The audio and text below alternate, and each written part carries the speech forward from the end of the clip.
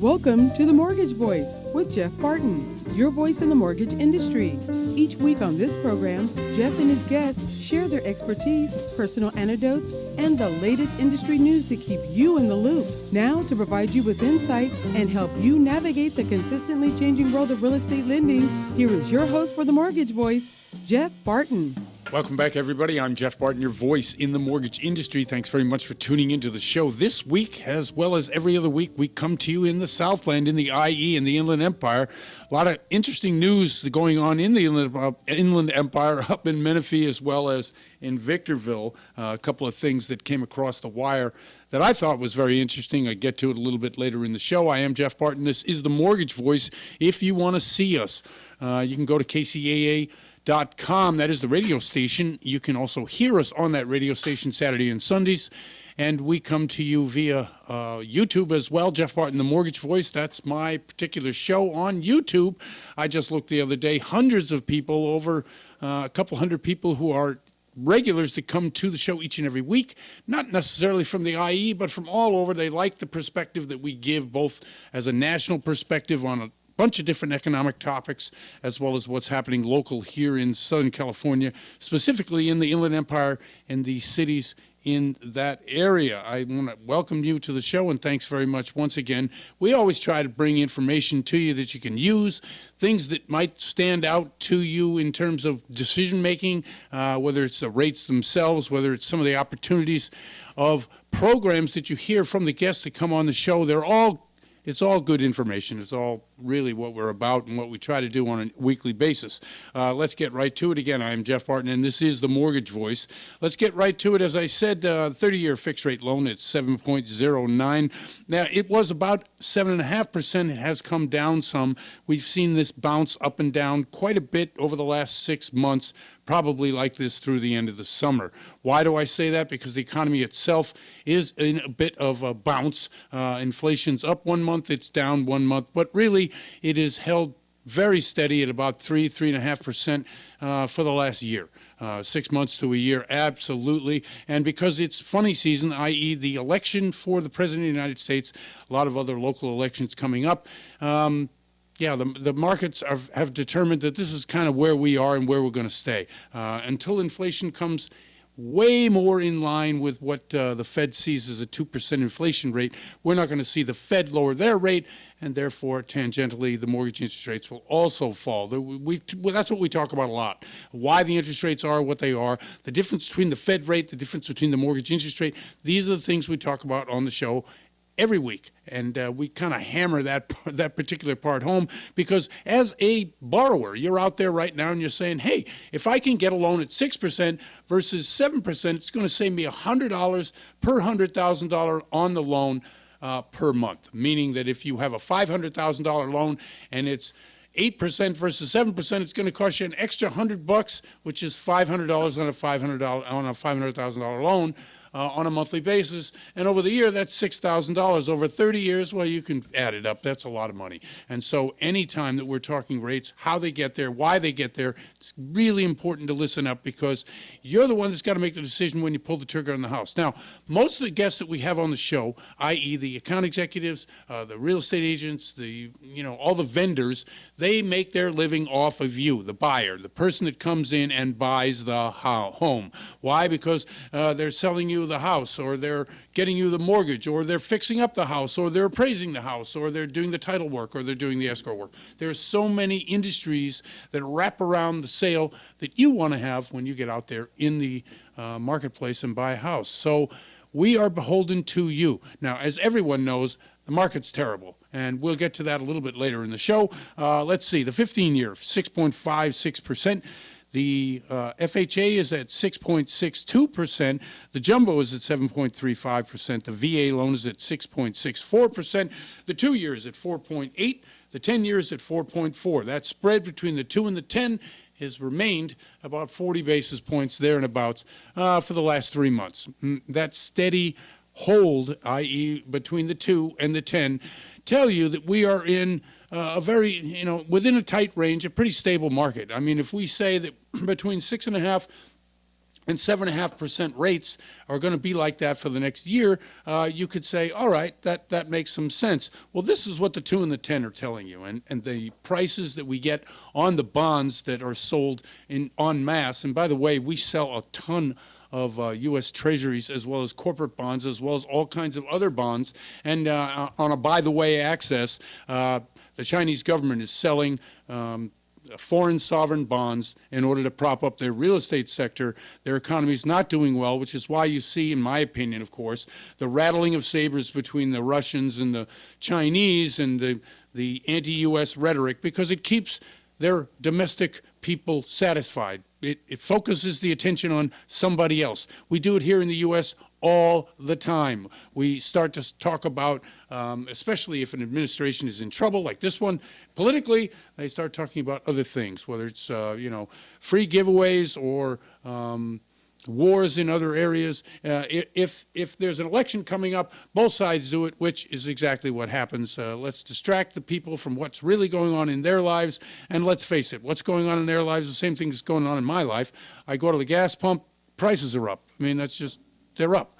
And I read the other day, yesterday, as a matter of fact, that we're again expecting slowdown at the refineries. Why is it always a slowdown at the refinery in the summer? Why is that? Why is it always maintenance in the summertime? It just makes me absolutely insane. When we need the gas the most, and in California we blend our own gas for the California market, and each and every summer that amount of gas is finite. And because of that, the prices go up in California more than any other state, because what we demand of gas in California is different than what they demand of gas in Montana or Oklahoma or Rhode Island, for that matter. And so as a result of that, we pay more, and as a result of the refineries going offline or being maintenanced or whatever else they call it, we'll have less and less of that gas that is eventually going to push the gas prices even higher. So in a blue state like California, does it even matter? Yes, of course it matters, because not only is your vote, but you've got to go and pay these prices, and I think that has become one of those things whereby everybody who buys gas in California just accepts it. I think it's terrible. It's a bone of contention that I pick at all the time. It just makes me absolutely incensed. Not only that, but you go in and you buy a bag of chips and it's $5. I mean, I'm exaggerating, but not that much. I mean, the inflation on items that you buy every day is what's driving people insane. It's why the Michigan Consumer Index is down again this month.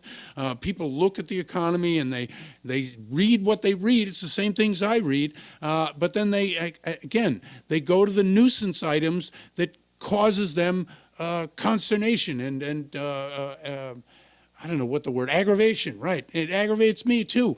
So I recently, yesterday, got back from a trip. I went to see my children. I have a couple of kids in New York City. Yes, don't go there if you want to save money or if you don't want to really see what inflation is doing in the major cities in the U.S. It's unbelievable and it's crazy. So out to dinner, 6 people. Guess what? $600. $600. Now, so I know some people out there going, that's what I pay for rent on a monthly. I know the one-bedroom rent in the U.S., which has been going up and did go up during the pandemic, actually has come back down quite a bit. The average is about $600 to $700 for a one-bedroom or a studio in most of the country. But in New York City, no, it's not like that at all. It's more like, I don't know, my brother was saying he could buy a studio apartment in New York City for between $400,000 and $600,000. You think about that for a second. The median price of homes in the Inland Empire is about $550,000. Okay, so if you're looking at a place to go, you could buy a house and a piece of land in one area of the country, which is still expensive at $550,000. You can go and buy a shoebox in New York City for the same amount of money. It drives me insane. I don't know why that is, but these are the everyday items. Shelter, you got to live somewhere, so either you're paying a lot in mortgages or you're paying a lot in rent. You still got to live somewhere. That's what irritates people. Food costs, we didn't even get into it, but they are astounding and out of this world in terms of when you go. I bought 3 items yesterday, $34, and it wasn't like I was buying the most incredibly outrageous items ever. I think it was a loaf of bread, I'm not going to exaggerate it, a half a pound of turkey, and one other item, $34. I looked at this person, I went, are you insane? who's going to pay for this? And of course, I live in the community that can't afford it, so I don't even think they look at the thing. But I'm cheap. I'm Yankee cheap. Grew up in New England. That's the way it was there. You look at every receipt. You make sure that everybody's, giving you what you're paying for, but $34. Anyway, these are the things that are on my mind, and I'm probably on your mind too. It is Jeff Barton. I am the Mortgage Voice, and we'll be right back. You're listening to The Mortgage Voice with Jeff Barton. We'll be right back with more in just a moment. For questions or comments, send emails to info@malibufunding.net. Now, back to The Mortgage Voice with your host, Jeff Barton. Welcome back, everybody. I'm Jeff Barton, your voice in the mortgage industry. Got fired up a little bit earlier in the show talking about inflation and the way things are, even for people who are in the place and position in their lives. I'm 70 years old, so I should be able to afford certain things, but the inflation is killing me. Anyway, Jeff Barton, the Mortgage Voice. If you want to see us, hear us, kcaa.com or the radio station, Saturday and Sunday, you can come to it. We're also on a number of different podcasts. Darryl, can you have a list of those, or do you? I sure do, Jeff. We're Perfect. on Apple Podcasts, Google Podcasts, Spotify, Spreaker, Stitcher, iHeartMedia, Odyssey, YouTube, podclips.io, and themortgagevoice.com. Thank you very much. Yes, podclips.io. I always plug them because I like them. They're nice people, and the people that I know that are invested in bringing to you great information on that podcast, podclips.io, is a central location where you can get a lot of different podcasts. I'm on that. I'm in the financial area. I have a friend of mine, Gary. Was Gary on the show? No, he's not on podclips.io. I don't think so. No. Oh, why not? He should be. He should be, exactly. Yeah. Anyway, Josh brings you a health show. Had some great guests on the other day. We also have a... Mark Allen's on there. Oh, Mark Allen, that's who it is. Mark Allen, another great podcaster. Mike, what's Mike's show? Mike Anderson is the Anderson Files. Right. And he's a financial advisor. Right, exactly. And the ADR guys, the alternate dispute resolution people, who are they? Len Levy. Okay, so I just mentioned 4 different ones in the realm of things that you want to listen to. These are the guys you want to turn it on and tune it in. Anyway, podclips.io, go there. Great podcasting. I'm Jeff Barton. This is The Mortgage Voice, and welcome back to the show. Headline CPI in April down 0.1%, 3.5% to 3.4% year over year. That's a good sign. It's well within the limits of what they determined was normal or was what we're expecting.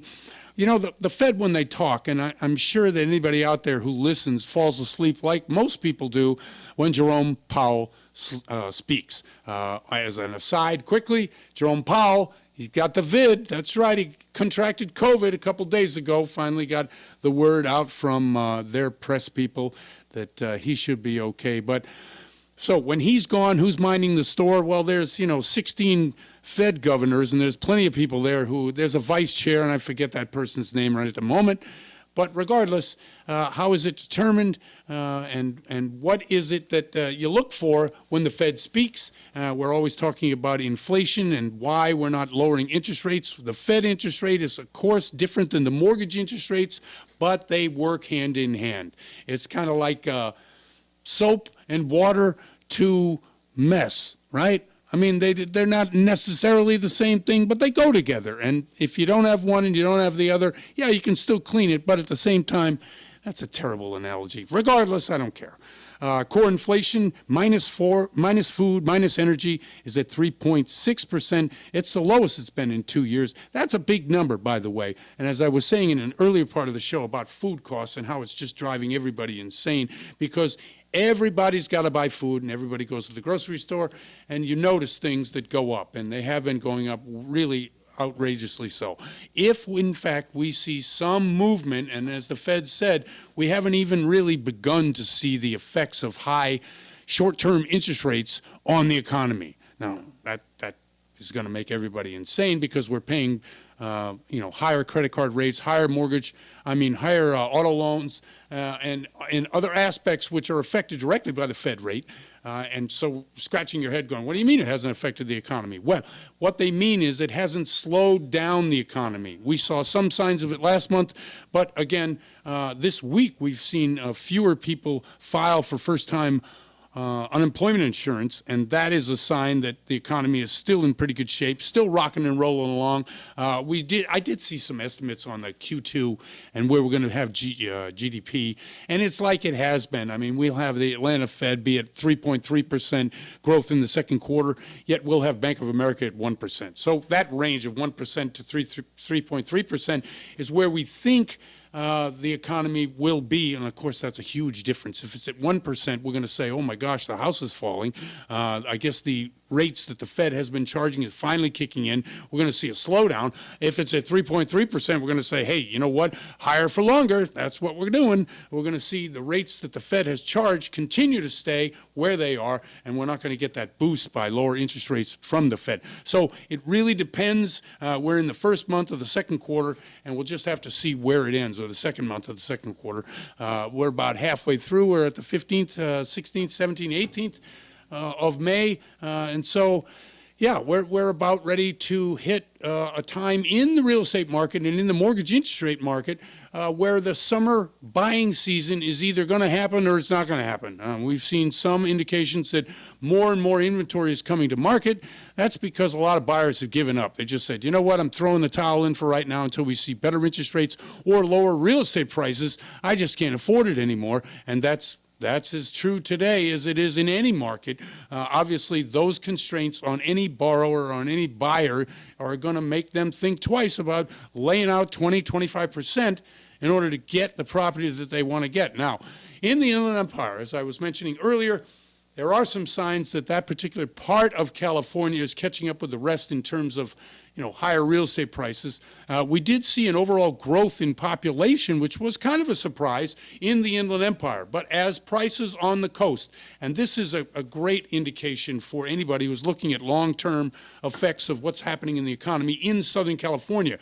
In the Inland Empire, they are the last to raise prices to current Southern California prices, i.e. either percentages or the actual prices. Now, as I mentioned, $550,000 is the median price for a property in the IE, and that's pretty high. We also have seen let me just get that up here for a second. Menifee added 2,000 people to their population, and Victorville population is 140,000. That's a big number, right? In LA County in of itself, that is a huge number. I mean, in the San Bernardino Riverside County area, those are big numbers. So given that we have seen not only prices rise in most of Southern California, what we're seeing in the Inland Empire is prices have actually fallen 2.5% this year. So there are some opportunities there that you can get into because the inventory's risen and prices have fallen, and we're getting reduction in prices that are listed to the tune of about 30%. Maybe an opportunity for you to get out there in the marketplace to see what's happening. I know a lot of people, as I said earlier, are bailing because they're just fed up. Now, when that happens, you stop paying attention to the marketplace, which is not a great idea. You have to have a nose. You know what? Hire an agent. That's the best way to do it because that's what they're paid to do. Now, I know agents are pushy, and of course, that's the way they make their living. Hasn't been great for the last 2 years, either for the mortgage people or for the real estate people. And with that real estate lawsuit finally behind everybody, there is still some concern as to how buyers agents are going to get paid.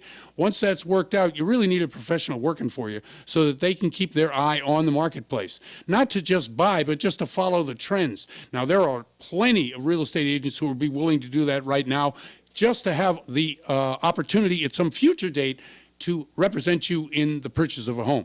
So get somebody on it, get somebody to watch that, because as I said earlier, most buyers have just said, you know what, enough is enough. I can't afford the rate, can't afford the prices, and right now I guess I'll just keep renting.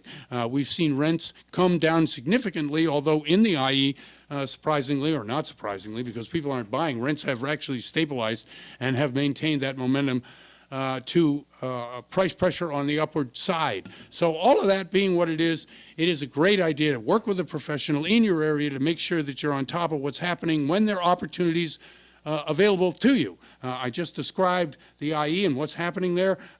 In the total population in the Inland Empire, I didn't get to that point, it had gone up 67,000 people over the last year. So of all the places in California where people are leaving, actually people are coming to the IE. And the reason is on the coast, the prices got too high, then people start moving in. When you see prices dip like this, it's more of a reflection of what's the overall economy, whether it's unemployment, whether it's inflation, whether it's other factors. And I can't think of another factor right now, but I'm sure there's tons of them out there.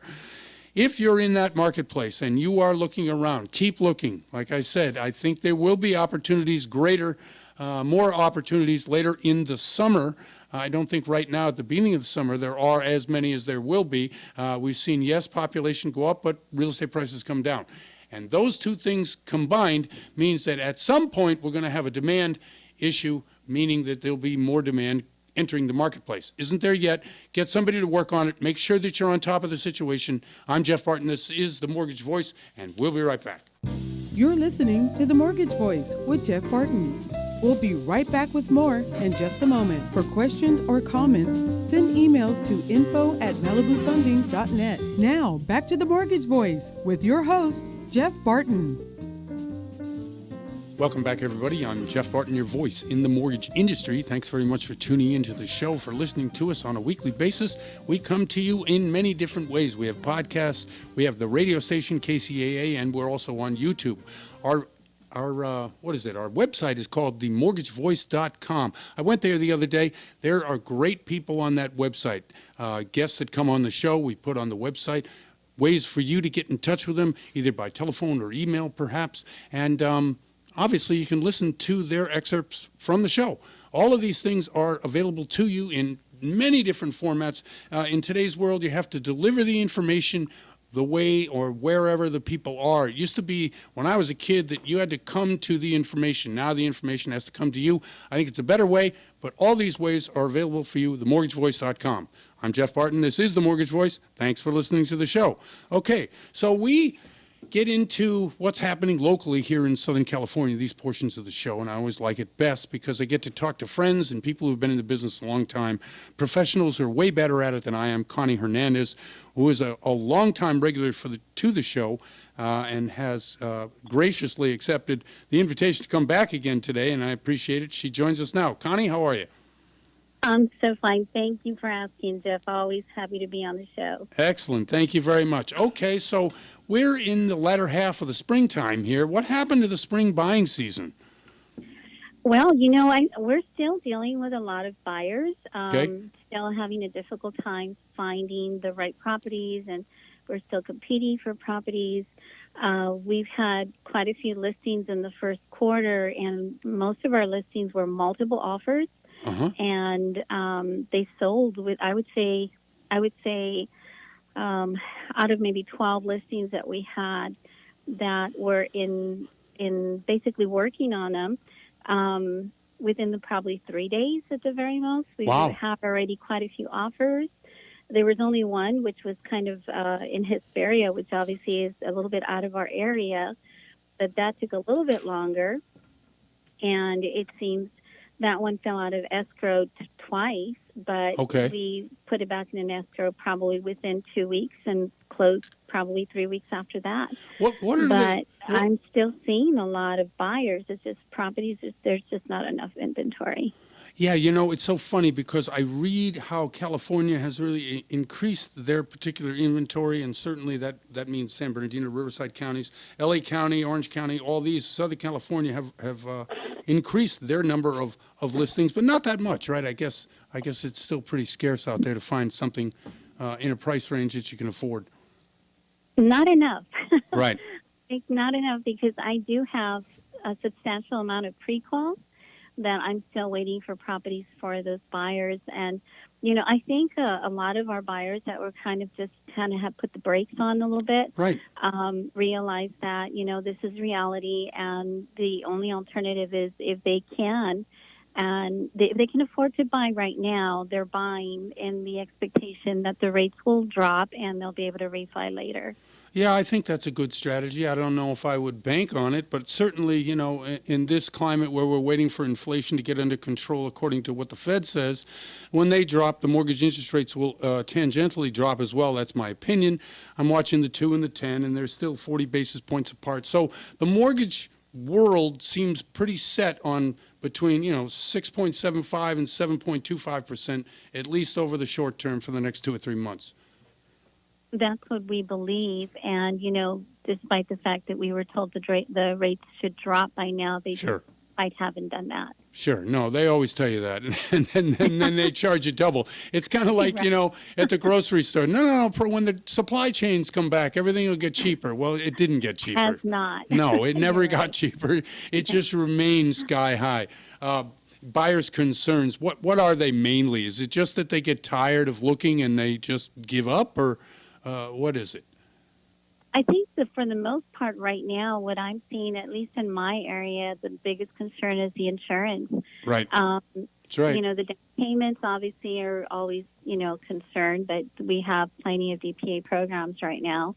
Although I haven't really had to close too many of those, but Okay. right now insurance seems to be the challenge in certain areas. I mean, if you can get insurance, it can be pricey.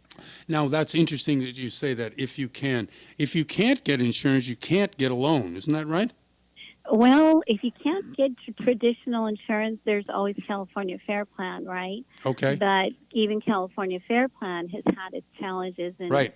wanting to actually insure properties, which I've always, 30 years of being in the business, California Fair Plan was to me the go-to if everything else failed, and Right. it was more like they had to help you. But they've actually had some situations where they've declined to insure properties.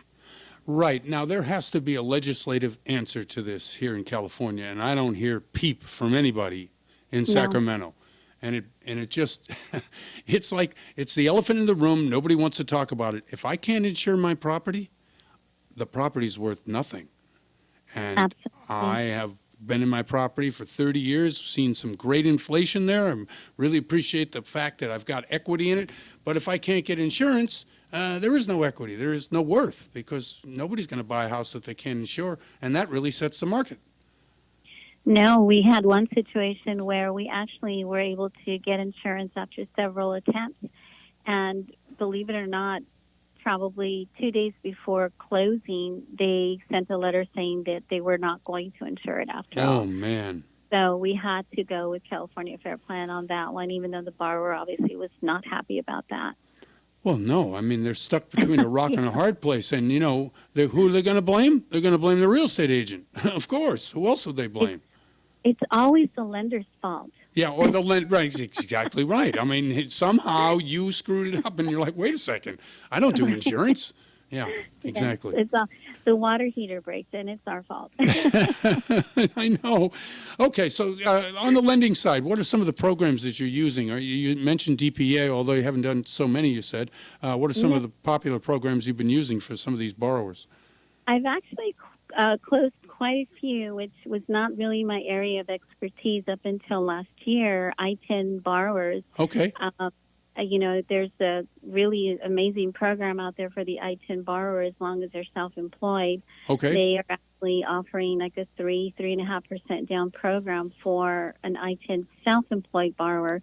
Of course, they have great credit and stable income, but for the most part, I mean, I've been able to close a couple of I-10 borrowers that are own restaurants, or one of them owned a clothing cleaning service. Okay. And they, substantial income. So those were fairly easy for me to close, especially because, again, it's not really my area of expertise, but definitely a new market for myself, which I'm, hoping to explore this year. Now, the I-10 market, these are people who are looking to get a loan off their business. Is that what it is? No, this is a home loan. Okay. In the past, I kind of stayed away from that because they always required really large down payments, 30% down. And you had to have great credit, and you had to have great reserves, and your ratios were really low. But a lot of that has become a little bit more lenient, where the ratios are now more reasonable. You're talking about 43, 45 versus before they were in the high, like 37, 36. Okay. So with that being said, I honestly, this is probably the first year I've ever seen an I-10 borrower, as long as they're self-employed, that could purchase with such a low down payment. Now, W-2 I-10 borrowers are still the best program out there, is still a 10% down, which is not bad, because in the past it was always minimum of 20% down. Okay, so that's an interesting loan product. Connie, we're up against it here. You want to shout out a way by which people might be able to get in touch with you, either these products or representing in a home? I mean, we're doing it all right now, so let people know. Thank you so much, Sure. Jeff. And yes, you can reach us at 626-422-2017. That is my direct number. Our office number is 626-918-2419. We're in the city of Covina, 101 North Citrus. And again, this is Connie Hernandez. I'm happy to answer any questions you may have. I do specialize with reverse mortgages, and now getting becoming an expert on the I-10s. Excellent. Connie, thank you very much once again for coming on the show. Always love having you on. Thank you, Jeff. Thank you, too. That's Connie Hernandez from PMA. I'm Jeff Barton, your voice in the mortgage industry, and we'll be right back. You're listening to The Mortgage Voice with Jeff Barton. We'll be right back with more in just a moment. For questions or comments, send emails to info@malibufunding.net. Now, back to The Mortgage Voice with your host, Jeff Barton. Welcome back, everybody. I'm Jeff Barton, your voice in the mortgage industry. Thanks very much for tuning into the show, for listening to us on a weekly as we bring to you the news to use, as well as other information that can help you in your decision-making process this summer. Obviously, summer's right around the corner. We're at the end of the spring buying season in the IE, but certainly in Southern California, and a lot of what's happening around the country is the same, right? Prices going up, not enough inventory, mortgage rates going up. How am I to afford a house? How can I get into one? What's the best plan forward? And of course, that all depends on you. You are the person who's going to set the agenda by, what kind of loan do you want? I mean, do you want the best and lowest? Well, you have to be a certain type of borrower. If you can't fit into that box, you got to be a different kind of borrower. And all of those things, you got to have an experienced person to help you, to be able to, usher you into the loan product that not only you can use today, but refinance tomorrow. And there's no better person than that than Charles Giscombe, who joins us from United Security Financial. Charles, how are you? I'm doing great, Jeff. Thanks for having me today. Thank you very much. Thanks for coming on the show. Okay, so here we are, as I described. We're about ready to get into the summer months where it heats up. We see low inventory. We see a lot of things. I mean, we've been talking ad infinitum about this for the past 6 months. Rates are up. Inventory's down. Prices are up on houses. How do we get people into them? The non-QM world is a world with which we know a lot about, helping borrowers who don't necessarily fit into that normal credit box. Tell me a little bit about your business and what's happening now with your borrowers. You know what, Jeff? Absolutely. Summer months, things are picking up. Like Jeff said, inventory down, interest rates going up. Still opportunity. Prices, values and prices on homes still steady, so it's still a great market to get into. A lot of times I tell people, you can't beat a traditional mortgage interest rate, but all interest rates are high right now. I think we're looking at a 30-year fixed about 7.5, 7.6, Jeff. We're looking at a 15-year at about 6.75, 6.73. So interest rates are high across the board in general. It's that at this moment and at this time when I always tell individuals, the interest rates are not going to be too much different from the other alternative financing options that you have from traditional loans. So if you can take advantage of those things, especially if you don't have the traditional financial structure, 2 years of employment that way, the tax returns, W-2s, paycheck stubs, and bank statements, non-QM loan is always a great alternative loan to get into. And more people are doing non-QM loans to the point where non-QM loans are now becoming so competitive with traditional lending that I'm quite sure that the traditional markets get a little scared. I don't mean scared, but I just mean they're going to run. There's an option next to every traditional loan that you can get into non-QM that makes it a lot easier. They provide some characteristics that are not known for a traditional mortgage. For example, whether it's 85, 90, 95% LTV, there's no mortgage insurance. So you never have to pay the additional mortgage insurance, which is great. From a qualifying standpoint is you don't have to have tax returns, bank statements, or paycheck stubs to qualify for that particular loan. Obviously, you have to show you have the ability to repay and the ability to put the down payment down. But as far as qualifying, those financial documents, meaning bank statements or a profit and loss, take the place of the tax returns. It's a great alternative to traditional financing for individuals who don't want to show or who can't show the typical traditional financial structuring and basic needs. You know, you're going to light up a lot of people's ears and eyes, and they're going to say, "Oh, wow, maybe I can go get that loan." But let's talk a little bit about specifics. Credit score for these types of loans, down payment for these types of loans. As you said, down payment can vary anywhere from 80 all the way up to 95% LTV. Give us an idea of loan program and these two questions with credit score and amount down. Absolutely. So it used to be non-QMs will offer you that alternative financing, but they wanted more down payment. Right. And your credit score still had to be fairly high or above average. Well, Jeff, not today. Actually, what's happening right now is that, you know, with a 620 credit score, 600 score, you can get into an 80% LTV, 85% LTV loan. Okay. But, Jeff, if your credit score is a 680 to a 720, you can put 5% down, almost like a traditional government loan now. And with your 12 months of bank statements can qualify for a 95% loan. There's some programs out there, and it's just because the private investors that are purchasing these loans are feeling more comfortable now because these are in the market and heavily looked at as truly alternative or competitive loans, especially for the particular market we're in right now. So you're looking at a 600 to 620 credit score can still get you in. Obviously, the higher the credit score, the better tier you're in, which opens up the better rates for you. But you still can get into that particular loan and get that done. And as far as down payments is concerned, you can go from anywhere from 20% down, Jeff, all the way up to 5% down with better credit. Okay, now these loans are traditional 30 years. Are they amortized less than that with a balloon at the end? How does that work too? Well, yeah, they actually take on the form of a traditional mortgage. There's 30-year fixed loans. All right, you can also do some interest only in that in some of these programs, but mostly it's going to be just like your traditional loans, a 30-year fixed.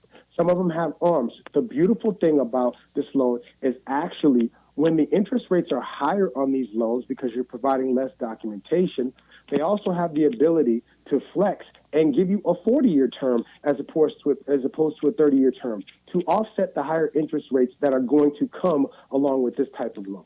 Now, traditionally in the U.S., people hold on to their mortgages about 7 to 10 years, something like that, right? Yes. So when you're talking to your clients and you're saying, okay, so this is what usually happens, this is how an average borrower is, and within this window of whatever it is, we're going to be able to either get you a lower interest rate or a different product, or you're going to get out of the product entirely by selling the house. That's part of the equation too, right? It's always that way, Jeff, because right now, no one wants a high interest rate, so we're looking at short-term goals and long-term goals. Okay. What is our benefit at the end of this?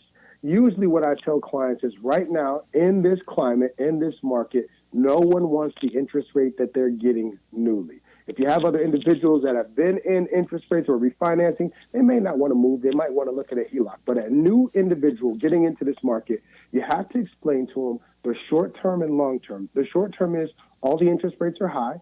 So let's get you in a loan that may be 30 or 40 years, which can stretch out the amortization to give you a lower payment. But that is just towards the entry to get into this. Now, our long-term goal should be with no prepayment penalty, we can refinance this loan when the interest rates correct themselves, and then you can now get into that 30-year fixed low interest rate loan that everybody has been looking for and had 2 years or more. Right. No, I follow that, and I like that. Insurance, there have been a lot of talk here in Southern California, maybe out where you're currently residing or where you're doing business. I know you do a lot on the East Coast, whether it's Florida, North Carolina. There's a lot of hurricanes there. There's a lot of fires and earthquakes out here. Insurance companies are dropping a lot of people. How are you dealing with that, and have you had any problems with that? You know what? I haven't had, but people in California and Florida, more of a concern in those places where it's heavily tornado, hurricane, different things that occur. Haven't had it at this side in Charlotte, but guess what? Everybody should be alert, because what's happening now is that with the temperature change, if you believe in it or not, and what's been happening anywhere can get hit. So I'm quite sure everybody should just make sure you keep your ear to the street, and you're looking at insurance companies, because a lot of them may be dropping out the game. It gets very expensive when you're having these hurricanes in different places, especially where you normally would not have it. Yeah, it has been a big problem out here, especially where the fires are, in my local area, but certainly in San Bernardino, Riverside counties. There's a lot of insurance issues, questions, and so shopping around may become a problem because a lot of people are getting out of the business. Absolutely. Jeff, so when you get the solid, the big boys usually are going to be the ones that are going to last the longest and stay around, obviously, the longest. So if you want to look at those companies, you have a lot of companies falling out, a lot of companies laying individuals off and just not providing insurance. Right. I mean, and it's because of the fear of the insurance companies to cancel or opt you out or not to renew your coverage, because there's excessive amount of claims happening in different places and all over the place. See, places that are used to having insurance claims, they can deal with it. But now you're getting it all across the country. Right. It's becoming very difficult for these people to bank those. So you may have some difficulty in some places. Here in Charlotte, not the difficulty. Insurance is kind of easy and still is. But like Jeff said, California, Florida, all the different places like that that are having hurricanes and tornadoes, and they happen more frequently and often, it can be tough. Okay, well, we've run out of time. Thanks for that information. I appreciate it. If you could let people know how they can get in touch with you, terrific loan officer who works all over the U.S., commercial as well as residential, Charles Giscombe. Chuck, give them your number, will you? Absolutely. You can reach me at 725-577-8761. That's 725-577-8761. Or you can email me at cgiscombe@usfwholesale.net. Excellent. Thank you very much, Charles. Appreciate you coming on the show. Jeff, thanks for always having me. Thank always, you. Yes. Charles Giscombe from United Security Financial. I'm Jeff Barton, your voice in the mortgage industry. We'll be right back. You're listening to The Mortgage Voice with Jeff Barton. We'll be right back with more in just a moment. For questions or comments, send emails to info@malibufunding.net. Now, back to The Mortgage Voice with your host, Jeff Barton. Welcome back, everybody. I'm Jeff Barton, your voice in the mortgage industry. Thanks very much for tuning into the show. We are always here available for you. If you want to get in touch with us, go to the website. It is themortgagevoice.com. You can contact me through there. Also, if you wanted to see the show as well as hear the show, you can go to YouTube, Jeff Barton, The Mortgage Voice on YouTube, and you can certainly get in touch with me that way. We have a number of different people who join that group each and every week. I really appreciate the YouTube listeners. You know, it's funny in this segmented market where we get audience from all kinds of different places, whether it's traditional radio, driving around in your car or listening at home, or whether it's online, or whether it's, by listening to podcast radio. It's just really interesting stuff. And because I'm new to it, I was in line the other day and I was fiddling with technology, which is difficult for people who are my age. It just is. I mean, it is and it isn't, right? But I prefer picking up the telephone, talking to someone, and having it taken care of. That's the old way. That was the technology of my era. So I turned to these two young guys, and they were in line, same as I was. I said, I hate technology. And one of the guys said, you know what?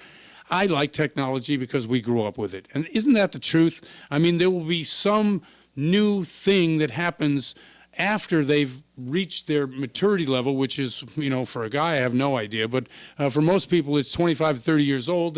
But there will be something new that they will find difficult to adapt to. And I think adapting to the real estate market or adapting to what's happening in the mortgage market is really about acceptance. It's like, this is it, this is where we are, and this is what I got to do to get into the game.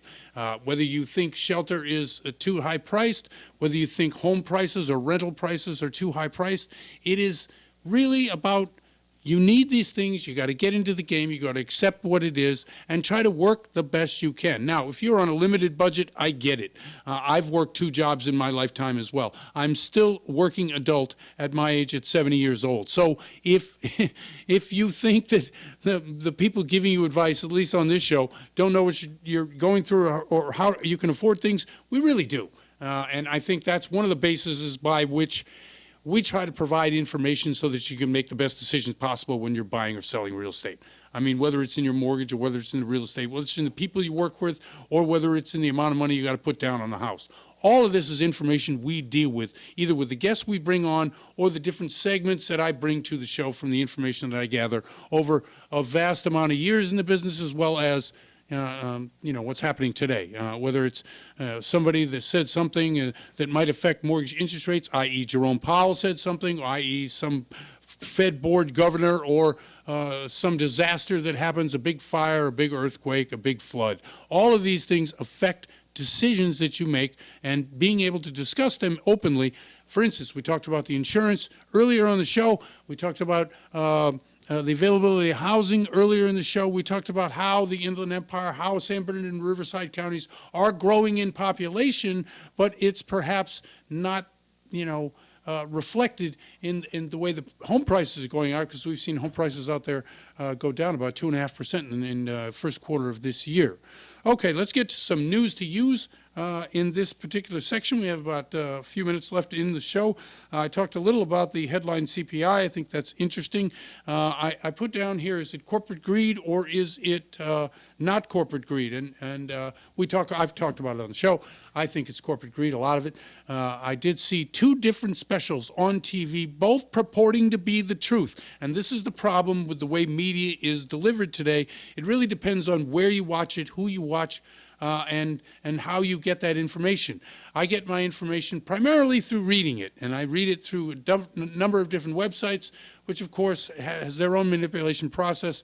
But if you are a video watcher, whether you watch it on YouTube, whether you watch it on regular television, or whether you watch it on your laptop or your desktop computers, and traditional newspapers, I don't know, there's very few people who are younger than me that even know what a newspaper is, let alone read one on a daily basis. My wife reads the New York Times. I read the LA Times. There's things like that. So however you get your information is going to slant how you see a particular thing. So in this particular aspect of, okay, is it corporate greed causing inflation, or is it just the natural course of events because we flooded the market with money? I think it's a combination, although at this point, after all this time and after the actual federal money had stopped being given out 2 years ago almost, I think right now the one program I saw was a special that talked about, no, this is how we're going to prove it's not corporate greed, it's just the natural flow of events after an event like what we had in COVID. Then I saw another program on a different channel in a different way that it was delivered to me. It is corporate greed, and here's why. So as I said, in many things that we talk about on this show, we try to give an analysis based on some of the information. Now, the information is limited. I can't be everywhere all at once. I did love that movie. What was the name of that movie? Everything, Everywhere, All at Once? Oh, it was great. Won the Academy Award 2 years ago.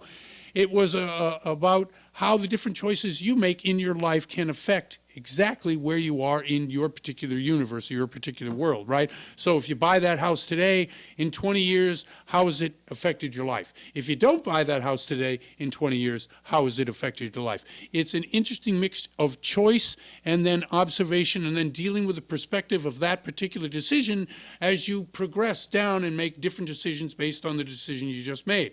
So my opinion is housing is gold. If you're in the market, now we're going to see a recession at some point. We're going to see house values depress at some point. 2008, after that crash in the mortgage industry that almost wrecked the entire world economy, house prices in the Inland Empire, we all know what happened. It went down 75% in some areas. 75%. It took till 2012, 2013 to those houses to be back out from underwater. Underwater meaning you owe more than the house is worth. Well, where are you now if you held on? You're looking at that decision to hold on rather than sell, or hold on rather than give back to the bank. That's a pretty good decision. You're almost paid off your house, probably. You're probably at least 20, 25 years into it. and now you're looking at retirement and a paid-off house, and increase in the value of that house probably 100%, maybe even more. So that decision is actually a pretty good decision. But we did see that happen in 2008. We will probably see something similar, maybe not down 60, 75%, but certainly down 25, 30%. But again, real estate is the number one way by which most people make money or pass on a legacy. I remember when I was a kid. Now again, this is the get off my lawn guy talking, but so when I was a kid, our house cost $5,000, and at that time, and I don't know why I was interested in that time, maybe because my mom was a real estate agent. However, at that time, if you bought a house, you could almost guarantee that it would be worth less when you sold it or you got rid of it 25, 30 years later. It was just the way it was. It wasn't the demand and the house price and the economics and everything that's happening since that time. Today, of course, if you hold on to a house for 25, 30 years, you can guarantee that those houses, go to the matrix, you can see them anywhere.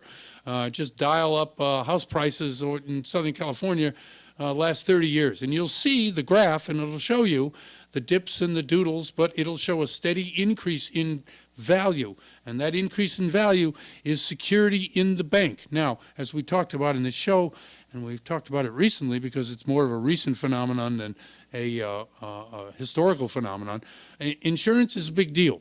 That has to get solved. If you are of a mind or politically inclined, I'd contact the people who make those kind of decisions, whether it's locally, nationally, or in the State House. These are the people that have to solve this problem of insurance, whether it's California Fair Plan, which is the fire insurance that you get if you can't get regular fire insurance. But as our guest was saying earlier in the show, even the California Fair Plan is reducing the number of people on its rolls. I don't know what those people are doing in terms of fire insurance, because if you can't get fire insurance, your house is worth nothing. These are always concerns, but getting involved is the way to get the legislature on board. It's the homeowners here in California that really are the backbone of what we have. It's the stability in the state. It's the stability in the yearly in tax that we pay for property tax, whether it's in the county or the local municipalities.